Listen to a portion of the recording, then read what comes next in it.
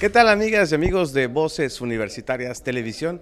Y bueno, pues nos encontramos con una gran personalidad que es la doctora Celia del Palacio para una conferencia magistral de una vicario aquí en el campus Cancún, y también estuvo con nosotros en el campus de Chetumal Bahía. Doctora Celia del Palacio, bienvenida a esta su casa, a la Universidad Autónoma del Estado de Quintana Roo. Muchas gracias, pues yo encantadísima de estar aquí con ustedes, de conocer a los estudiantes, a profesores, administrativos, me da mucho gusto estar aquí. Sin duda alguna, Leona Vicario representa mucho para este estado y para Quintana Roo, y sobre todo también para usted, porque ha conocido su vida, ha ido a conocer la ciudad donde ha estado, los lugares, caminado por los que ella ha recorrido. ¿Qué representa para usted Leona Vicario en su vida? Bueno, representa mucho porque esta mujer me enseñó muchas cosas. Para mí era un personaje totalmente desconocido cuando empecé a investigar sobre ella, y pues me dio mucha fortaleza ella, conocer su vida y decir, bueno, esta mujer cómo se enfrentó a tantas cosas. Por supuesto que me cambió la manera de ver a las mujeres del siglo XIX, las mujeres de principios del siglo XIX, y pues toda esta fuerza que ella demostró, toda esta inteligencia que tuvo, esta manera de enfrentarse a los poderosos, para mí es una lección fundamental de cómo pues uno no tiene que quedarse callada cuando piensa que se está cometiendo una injusticia. Precisamente en esa época, cuando las mujeres quizás aún no estaban de todo adheridas a un congreso, veíamos parte de algunos fragmentos de algunas novelas donde, bueno, el Congreso de la Unión, el primer Congreso de Chilpancingo, bueno, realmente eran puros hombres, y cómo ella se queda fuera como relegada, ¿no? Parte de esta biografía adaptada a la historia, y cómo uno también, seguramente usted la fue investigando y obteniendo esos datos, ¿no? Así es, bueno, las mujeres no tenían muchas facilidades, no podían entrar a la vida pública, no podían hacer política, ¿no? Entonces la tenían que hacer desde sus casas, desde adentro de la sala, ¿no? Hacer estas conspiraciones, estas discusiones políticas, porque sí tenían ideas políticas. Las investigadoras ahora han encontrado que las mujeres que participaron en la guerra de insurgencia sabían perfectamente bien lo que estaban haciendo y por qué lo estaban haciendo, tenían una conciencia política. Entonces, pues a pesar de que no se les permitía hacer muchas cosas, no podían tener bienes ellas mismas, no podían administrar sus bienes, en muchas ocasiones no podían casarse con quien ellas querían, estaban muy sometidas a muchas reglas. Pues esta mujer también logró salirse de ese marco normativo, y a pesar de todo eso hacer lo que ella consideró que era correcto. Para quienes en un momento dado, bueno, han estado pendiente de su trayectoria como usted, como doctora Celia Palacio, bueno, también un poquito en esa narrativa, un pequeño, tanto un resumen, ¿no?, de cómo es que Leona Vicario, bueno, se vuelve un papel fundamental para la independencia, para nosotros y para este estado. Así es, me parece que, bueno, qué bueno que están recordando, que están rememorando y que están dándole su lugar a esta gran mujer, que yo creo que merece completamente, que no nada más un homenaje de vez en cuando, sino tenerla siempre presente. Me da mucho gusto que en este estado haya estatuas, que haya más presencia, digamos, física de Leona Vicario, y que esperemos que esto también vaya aumentando con los años y que sea una figura muy presente aquí y en el resto de México, que se lo merece. En este mismo homenaje que se ha hecho, bueno, jóvenes se le acercaron, ¿no?, que está esta obra representativa de Leona Vicario y Andrés Quintana Roo, en esa también narrativa que se hizo aquí en la universidad. Bueno, ¿cómo usted lo ve y lo percibe? No, y me parece muy conmovedor, y que ojalá que estos jóvenes pues sí se posesionen de este rol de Leona Vicario y de Andrés, y que logren sentir por un momento lo que pudieron haber sentido estos personajes a inicios del siglo XIX, que lo tomen como parte de su herencia. ¿Por qué su herencia? Y que bueno, estoy segura de que una vez representando estos papeles, ellos mismos ya no van a ser quienes eran antes, ¿no? Estoy segura y me da muchísimo gusto que sean los jóvenes quienes se estén acercando a la historia de esta manera, y que pues también transmitan esa emoción a quienes los estén viendo. Excelente. Doctora Celia del Palacio, la verdad que ha sido un gusto que esté aquí usted en la Universidad Autónoma del Estado de Quintana Roo. Además de ello, bueno, pues nos gustaría también dónde podemos obtener parte de su obra, si podíamos seguirla en redes sociales o dónde podemos encontrarla para poder localizarla, que seguramente quien la esté viendo quiera obtener más información o acercarse a usted. Claro que sí, bueno, yo estoy en Twitter, en el Facebook, tengo mi fanpage, Celia del Palacio M. Estoy en Twitter como Celia del P, @Celia del P, en Instagram. Y bueno, todas las novelas están en Planeta de Libros, México, y se pueden conseguir en las plataformas, están incluso en digital, en Kindle, las pueden encontrar en muchos lugares. Excelente. Doctora Celia del Palacio, pues ¿cuál sería su mensaje final para la comunidad universitaria? Bueno, pues que desde donde quiera que estén, desde donde se encuentren en su lugar, hay mucho que hacer por este país y no se queden callados, como Leona no se quedó callada, y que pues salten ante la injusticia, ante lo que no esté bien, lo que ustedes consideren que no es justo, ¿no? Y que bueno, que tomen el legado de Leona Vicario y de todos esos independentistas que se lanzaron a una lucha por nuestra patria, a pesar de todas las adversidades, en condiciones pues muy precarias. Cada uno de nosotros podemos hacer mucho por este país todavía. Ahí está. Este es un dibujito que se hizo de Leona, que nace el 10 de abril de 1789. Ella fue la hija única del segundo matrimonio de su padre, don Gaspar Martín Vicario. Él es un español que procede de Castilla la Vieja y que vivía ya en la Nueva España desde hacía mucho tiempo y que pues le había ido muy bien. Era un gran comerciante que hizo una fortuna muy importante en la Nueva España. Logró al final de su vida pues tener un gran éxito. Su madre fue doña Camila Fernández de San Salvador. Esta es la familia de Leona. Provenía de una familia pues que no tenía grandes recursos, que había sido afincada en Toluca. Se dice que la familia provenía de la nobleza acolua y que incluso había sido parienta del cronista Fernando Alba Ixtlilxóchitl, que era descendiente del rey Netzahualcóyotl, ¿no? Esta versión fue la que siempre manejó el tío de Leona. Las medias hermanas de Leona, que son las chicas pues más grandes que se ven ahí, Brígida profesó en un convento en España y María Luisa se casó con don Antonio Guadalupe Vivanco, el marqués de Vivanco. Y bueno, Leona en sus años de adolescencia, en realidad pues era prácticamente la hija única de este nuevo matrimonio de su padre. Ella no era una mujer promedio de su época ni de su clase, porque incluso las mujeres más ricas tampoco ni les interesaba, ni querían, ni les parecía muy pertinente tener una educación pues tan profunda, ¿no? Don Octaviano Obregón, por su parte, fue un joven heredero de Guanajuato que ya se había graduado de abogado y solicitó el permiso de los padres de Leona para cortejarla. Con el conocimiento de ella, Leona se quedó huérfana en 1807, pero antes de morir su madre se firmaron las capitulaciones, es decir, una especie de promesa de matrimonio que hizo con don Octaviano Obregón. Entonces, cuando el virrey fue encarcelado, el suegro de Leona, que era el padre de don Octaviano Obregón, fue herido, luego lo mataron en su casa de Guanajuato y don Octaviano tuvo que irse, tuvo que huir. A pesar del compromiso matrimonial, se vio obligado a irse a Cádiz. Llegó a ser diputado en las Cortes de Cádiz, pero pues se fue. Pero Leona era partidaria de la autonomía. Tal vez por influencia de esta familia Obregón, pues fue que ella empezó a tomar contacto con los guadalupes. Empezó a ir a estas reuniones con los guadalupes, estableció contacto con otros conspiradores en Valladolid, en San Miguel el Grande y en Querétaro.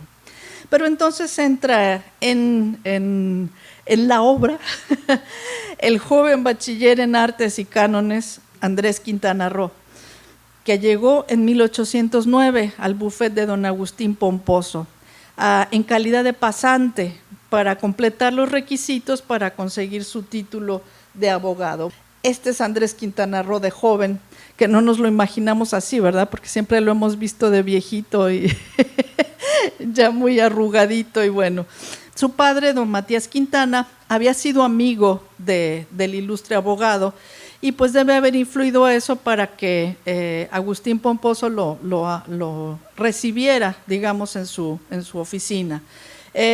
Ahí pudo tratar a Leona y pues de ahí nació el amor, ¿no? Y bueno, Leona sí dudó en darle el sí a Quintana Roo. Por ahí hay unas cartas también de Matías Quintana, que se ve que adoraba a su hijo. Entonces hay unas cartas donde le manda a Andrés y le dice, ya deja a esa mujer, ¿no? No te va a dar el sí, imagínate nada más, tú ya le pediste su mano, qué barbaridad, y tú estás quedando mal, porque como que cada día que no te diga bien, el que está quedando mal eres tú, ya déjala, ¿no? Ya, olvídate de ella, ¿no?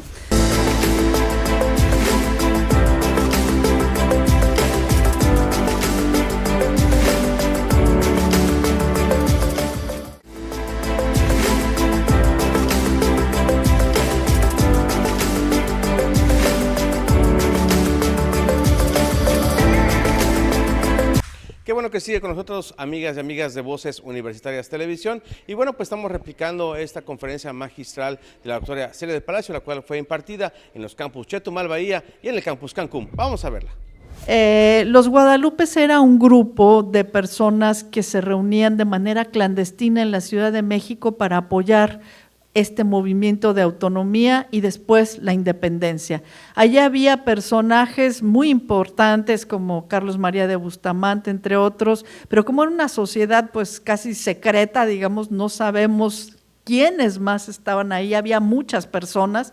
Incluso estaban metidos ahí desde cocineras, sirvientas, lavanderas, y pues tenía, digamos, una red de espías. Estos guadalupes tenían una red de espías en todas las casas de los realistas, ¿no? Por estas personas que iban e informaban a los guadalupes qué era lo que estaba pasando. Leona tuvo contacto con los guadalupes, Andrés también, también Petra Teruel de Velasco, que era otra de las integrantes de los Guadalupes, que ayudó a mucha gente a salir de la Ciudad de México, porque cuando se era insurgente ya más o menos te estaban descubriendo que estabas favoreciendo el movimiento, te tenías que ir de la Ciudad de México y era difícil salir, ¿no? Entonces doña Petra Teruel ayudaba con dinero, con maneras de salir oculta a la gente y demás. Ahí estaba Leona insertada con los Guadalupes.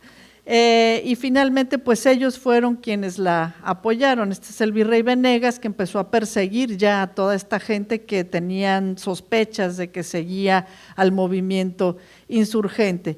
Esta es la égloga de Garcilaso número 1 y aquí vamos con el código de cómo empezó Leona a colaborar con los Guadalupes, a mandar cartas a Tlalpujahua, la gente que estaba levantada en armas ahí, Andrés, por supuesto, a su primo, a López Rayón, que era quien mandaba aquel movimiento en Tlalpujahua, y le mandaba esas cartas. Desde su casa, ya dije que el tío de Leona pues era un realista convencido, absolutamente. Entonces nadie podía sospechar que a esa casa llegaba un arriero con correspondencia de los insurgentes y que Leona a su vez mandaba desde allí todas las cartas, impresos, periódicos de lo que se hacía en la Ciudad de México para que allá estuvieran informados de qué estaba pasando. Ella inventó entonces ese sistema de claves que nos estaba diciendo un profesor allá en Chetumal el otro día, que tal vez estaba basado en Leonardo da Vinci, en no sé cómo, pues como claves que el mismo Leonardo, dibujos que había hecho Leonardo como en un sistema, ¿no? Entonces cuando finalmente descubrieron a este arriero que llegaba a la casa de Leona con estas cartas, pues el arriero confesó todo, ni modo, y pues Leona estaba en peligro. Doña Petra Teruel y los Guadalupes tuvieron que ayudarla a escapar. Un día en la profesa estaba ella en la misa, un domingo, y pues le avisaron, le mandaron una carta diciéndole que ni llegara a su casa porque ya la estaban esperando allí. En la Alameda se encontró con estas personas, con doña Petra Teruel, que le dio dinero y le dijo vete, ¿no? Vete inmediatamente, y se fue en un carruaje ahí dizque a una jamaica, a una fiesta, a un día de campo, y salió de la Ciudad de México rumbo pues al norte de la Ciudad de México, a San Cosme. Y pues así dijo, porque bueno, la Ciudad de México estaba muy vigilada, había garitas, no era como hoy que te puedes salir por cualquier lado, sino que había garitas, puestos de control, digamos, de los realistas, que estaban vigilando a dónde iba la gente. El tío de Leona era muy poderoso y logró que no la mandaran a la cárcel. Y la mandaron a este colegio, al colegio de San Miguel de Belén, donde iban mujeres que estaban solas, viudas, pobres, que no tenían dónde ir, etcétera. Entonces, bueno, en ese colegio que manejaban las monjas, estuvo ella. Y algunas semanas después, el propio López Rayón la ayudó a salir, le mandó ahí a unos personajes, a José Luis Rodríguez Alconedo, que era un pintor y un orfebre, él fue el que diseñó las monedas de Morelos, un gran artista, al coronel Francisco Arroyave y a Antonio Vázquez Aldana. Ellos entraron embosados a punta de pistola a sacar a Leona del convento, del colegio de San Miguel de Belén. Esta es la confesión de Leona, ahí está su firma, la podemos ver allí, y es lo que se escribió, que fue lo que dijo, ¿no? Ahí el juez escribió y dijo, no voy a confesar. Ahí se puede ver claramente qué fue lo que sí dijo. Los insurgentes que estaban en Tlalpujagua se reunieron con los de Oaxaca en Chilpancingo, y ahí empezaron hicieron su congreso y proclamaron una primera, los sentimientos de la nación y una primera acta de independencia de la náhuac. Y ahí Leona también creemos que llegó allí. Ahí Morelos le rindió un homenaje, la llamó benemérita y le asignó una pequeña renta, 500 pesos supuestamente, que ella no los aceptó. Aquí son los arrieros de la época, como para que nos demos una idea. Esta es Oaxaca, la bandera de Morelos. Estas son las monedas que diseñó este pintor, y pues supuestamente lo que así le dieron a León. Esto es Chilpancingo, Chilapa, pasaron por Chilapa, y este es Chilpancingo. Ahí están los sentimientos de la nación. Y ahí en ese templo de Chilpancingo fue donde se promulgó esta constitución y donde también se reconoció a estos héroes y heroínas, que heroína pues era Leona, ¿no? En realidad en ese momento. Este es el recorrido que hizo el Congreso de la Náhuac, que ese mapa no se ve muy bien, pero todas esas rayitas rojas fue cuando el Congreso tuvo que andar huyendo de los realistas, son las campañas de Morelos, y el Congreso ahí, ¿no? Detrás, y León andaba con ellos. Y finalmente pues se instalaron un tiempo en la sierra. Ahí tuvo a su hija Genoveva, dicen que en una cueva. La llevaron a bautizar a Tlalpujagua, no, a Tlalpujagua no, a Tejupilco, en un huacal llevaban a la niña, no en un burro ahí. Y bueno, estuvieron ahí ocultos en condiciones verdaderamente miserables, ¿no? Uno de los antiguos amigos de ellos los delató, les dijo dónde estaban, en qué pueblito estaban, y pues fueron los realistas por ellos y la metieron a la cárcel ahí. Cuando Andrés se dio cuenta de que Leona estaba en la cárcel y que la habían maltratado, pues se regresó y dijo, está bien, yo confieso todo, yo hago todo, pero no me maltraten a esta mujer, ¿no? Les concedieron el indulto, pues les dijeron que no podían regresar nunca a la Ciudad de México, que se fueran a España, ¿no? Pero pues no tenían ni un centavo para ir a ningún lado. Entonces, bueno, pues que se quedaran entonces en Toluca o donde pudieran, pero que no regresaran a la Ciudad de México. Y eso fue lo que hicieron. Se quedaron a vivir en Toluca durante varios años.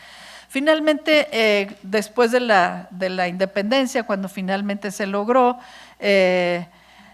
cuando entró el ejército trigarante a la Ciudad de México, todo esto, pudieron volver a la Ciudad de México, y ahí tuvieron a su segunda hija, Dolores. Ahí durante mucho tiempo pues Andrés tuvo diferentes cargos, como sabemos, ¿no? Formó parte incluso del gobierno de Iturbide, que a Leona no le pareció muy bien esa parte, terminaron muy peleados, y Andrés también terminó peleado con Iturbide, y al final incluso lo persiguió Iturbide, ¿no? Terminaron bastante mal en esa relación con Iturbide. Y después, pues Andrés tuvo otros cargos hasta finalmente llegar a ser magistrado de la Suprema Corte hasta que murió. Y Leona, pues, estuvo ya ocupada de la vida privada. Desde finales de la independencia, pues en 1821 ya empezó Leona y Andrés, que también estuvo redactando esas peticiones, intentando que le devolvieran su herencia, lo que le habían quitado los realistas, pero no lograron hacerlo hasta 1823. El Congreso de 1823 le tomó en cuenta, digamos, todo eso que ella había hecho y le regresó algo de la herencia. No le pudo regresar todo porque era una enorme cantidad de dinero. Esos 100,000 pesos incluso habían estado invertidos en el camino de Veracruz y le pagaban los intereses con los peajes, etcétera, pero no había manera de devolverle esa cantidad de dinero.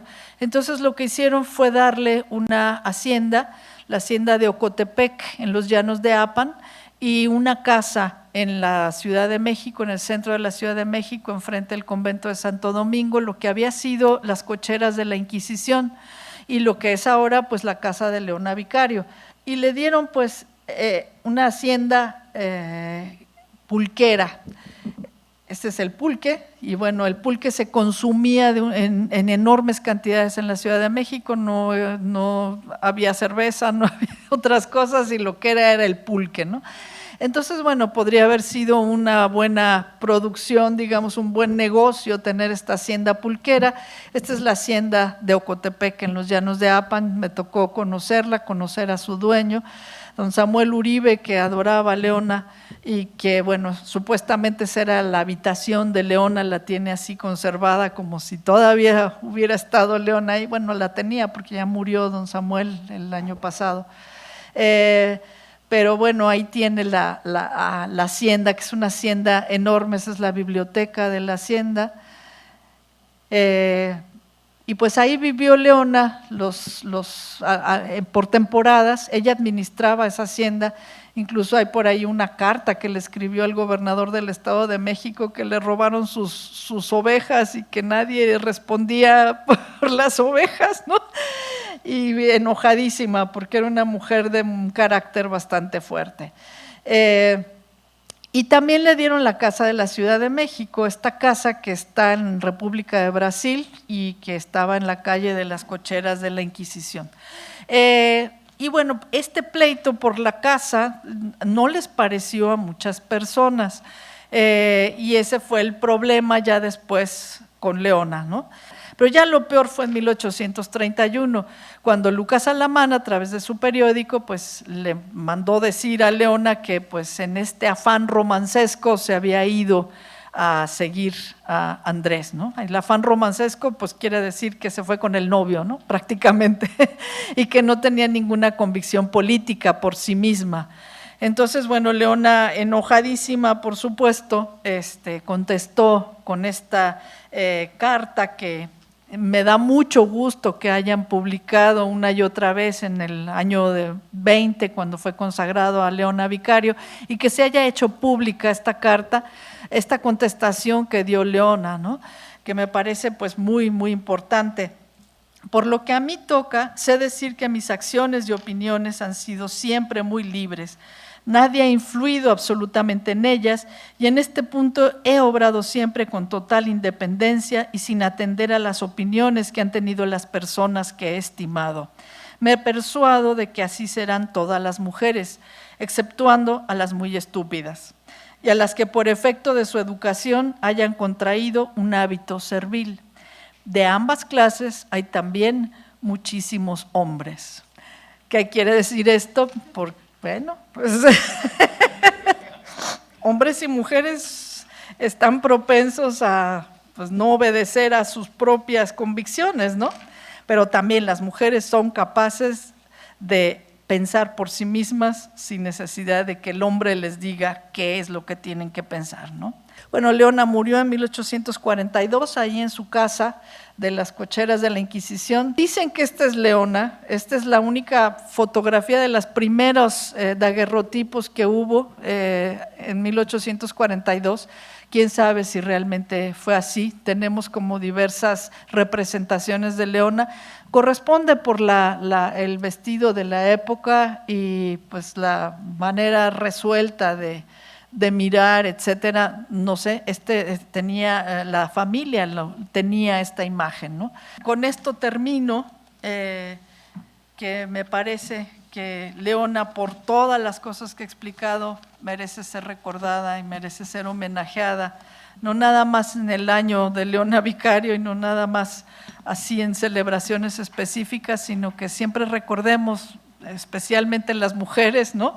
Que tenemos a muchas otras mujeres muy valerosas atrás que nos han sostenido a lo largo de la historia y que tal vez no conocemos sus historias, pero han estado allí y que es preciso descubrirlas y una vez descubiertas, pues rememorarlas constantemente y seguir este ejemplo. Y bien, es así como finaliza esta conferencia magistral de la doctora Celia del Palacio. Muchísimas gracias por estar con nosotros y síganos en más programas de Voces Universitarias Televisión.